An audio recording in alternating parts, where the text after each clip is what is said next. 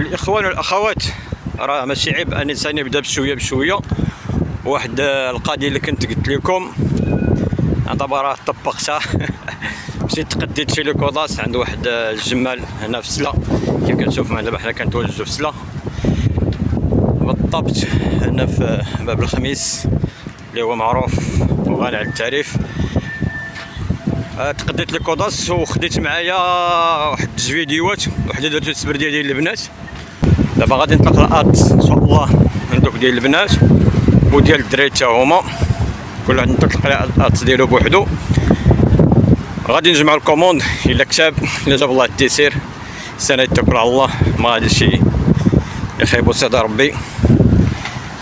هذيك الساعه غادي نتواصل مع السيد، بغيت يعني رقم في هذا اللون، هذا اللون، ونشوفوا الله.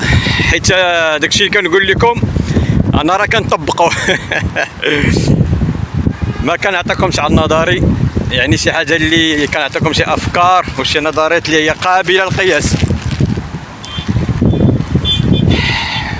وكيف كتعرفوا عليا جميعا اغلبيه ديال الاخوان والاخوات راه كيتابعونا هنايا وكيتواصلوا معايا.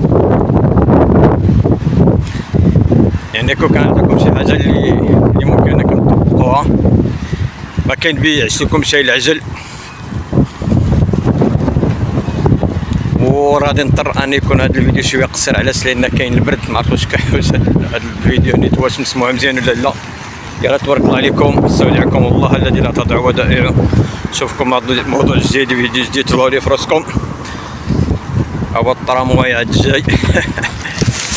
راه واحد اخر اللي غادي فيه ان شاء الله. يلا تبارك الله عليكم.